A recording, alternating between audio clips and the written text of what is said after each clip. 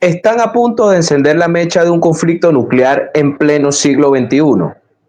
La tensión entre Ucrania y Rusia, con su innegable sombra nuclear, ha llegado a niveles que jamás habíamos visto desde la crisis de los misiles en Cuba. La apuesta podría ser Ucrania, desesperada por salvar lo que queda de Kursk, y si las peores estimaciones se cumplen, estaría considerando un ataque nuclear este próximo mayo. Todo esto porque en el fondo algunos hablan de un acuerdo de paz que Moscú ve con esperanza y el mundo se congela en expectativa. Y Rusia ha puesto los puntos sobre las IES. Bajo ninguna circunstancia permitirá que Kiev tenga armamento nuclear. Y si eso sucede, la Tierra estaría al borde de la Tercera Guerra Mundial. La historia, las estrategias militares y los antecedentes geopolíticos señalan que cuando un conflicto se nucleariza, la escalada es definitiva. Estamos en los primeros indicios del fin. Lo que viene a continuación te va a dejar sin aliento, así que prepárate para entenderlo. Alerta roja porque el reloj está corriendo. Y es que la pérdida, como lo han anunciado las autoridades rusas de Kursk, podría ser la gota que derrame el vaso. Volodymyr Zelensky, en su desesperación, al parecer tiene en mente lanzar un ataque nuclear contra Rusia nada más y nada menos que en mayo. Y la información apunta que para entonces Moscú ya tendría un acuerdo casi cerrado respecto a un tratado de paz por el conflicto. Esto, según fuentes políticas bien informadas, sería su última jugada para evitar un colapso en su territorio. Y es que el parlamentario ruso Yevgeny Popov, en un informe confidencial, aseguró que ese supuesto acuerdo de paz traería beneficios para Rusia indiscutiblemente, lo cual podría estimular a Ucrania a tomar medidas extremas, según una nota de la agencia rusa TASS. Este caballero cree que el aumento del PIB ruso es uno de los elementos más importantes, es decir, de las ventajas de Rusia. Y por eso no excluye que Kiev, al ver que no puede permitir detener el avance de Rusia, podría optar por la vía nuclear. Y para este político, la infantilidad de Ucrania es mortalmente peligrosa y la historia nos ha enseñado que las armas nucleares solo encienden una espiral de destrucción. Porque en esta suerte de, digamos, mostrar los dientes de los últimos tiempos, nos encontramos que Francia y Reino Unido también han agitado su paraguas nuclear en la actual crisis. Digamos que principalmente el presidente francés Emmanuel Macron, que incluso estiró la propuesta a sus socios europeos de establecer una suerte de paraguas nuclear francés sobre el resto de la región en vista pues de la conducta de la administración de Donald Trump con sus socios europeos. Y es que muchos analistas creen que hoy la verdadera intención de aquellos que dicen defender la paz es llevar a Rusia y a Ucrania a una confrontación interminable que culmine en un impasse complicado. Algo así similar a lo que está sucediendo ahorita en pleno desarrollo entre India y Pakistán por Cachemira. Porque la idea sería mantener, digamos, de estos señores perros rabiosos occidentales, la región en un estado de conflicto latente, donde quizás las líneas no se crucen, pero la tensión nunca se reduzca realmente. Y solo en esa especie de limbo las partes seguirían reclamando lo que consideran suyo, sin ir al fondo y resolver plenamente esta situación. Y expertos internacionales también opinan que la región de Crimea, al igual que Cachemira, seguiría siendo el punto clave, porque la historia, haciendo el paralelismo con el conflicto indio-pakistaní, nos muestra que Crimea, desde su regreso a Rusia, ha sido un foco de disputa constante. Fíjense que el coronel retirado ruso, Andrei Pinchuk, advirtió directamente en una carta o una comunicación abierta transmitida por el medio ruso Kommersant, advirtió que que el escenario de Cachemira debería servir como advertencia para Moscú, porque si solo se congela el conflicto, en cualquier punto podría en el futuro reactivarse. Y volvemos a poner sobre la mesa la opción de las cartas nucleares. Fíjense que dice una leyenda histórica de algunos historiadores que Nikita Khrushchev, bajo los efectos del alcohol, dio a su Ucrania natal a Crimea en 1954, aunque eso es lo que se rumora en los pasillos de historiadores.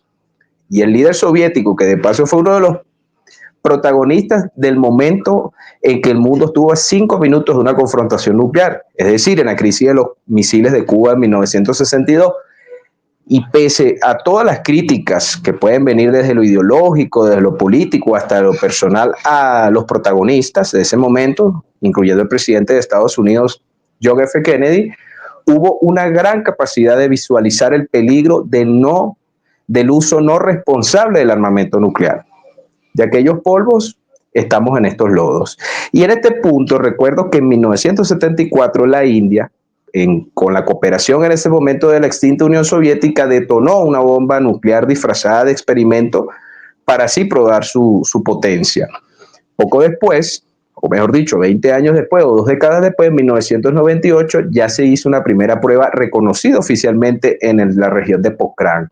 Ya era o se había obtenido el estatus de potencia nuclear por parte de la India. Y Pakistán, al ver eso, no quiso quedarse atrás y realizó sus propias pruebas y declaró que podía atacar primero si se sentía amenazado. Entonces la carrera armamentística en esa región tiene ya varios años entre dos naciones que tienen un conflicto por Cachemira. Entonces, desde la perspectiva rusa, todo ese escenario puede ser un espejo, o como lo están enfocando estos personajes citados. Si no se logra un acuerdo definitivo en el mes de mayo, simplemente ese pacto no duraría más de unos meses porque se crea apresurado cualquier acuerdo de paz. Y las violaciones constantes en los altos al fuego que muestran este escenario de alta tensión y que en este preciso instante cualquier acuerdo sería sumamente frágil.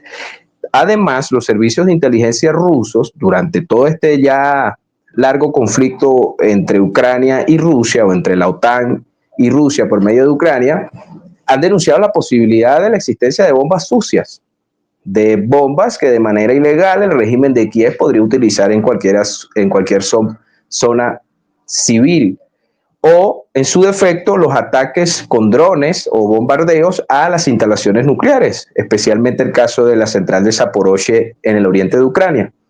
Entonces la historia nos deja claro, en el sentido de que la acumulación nuclear puede terminar en una catástrofe si se pierde el control, porque durante la Guerra Fría, estimado suscriptor, anote este dato, Ucrania tenía 3.000 bombas nucleares que fueron heredadas de la Unión Soviética cuando se separó en un territorio aparte.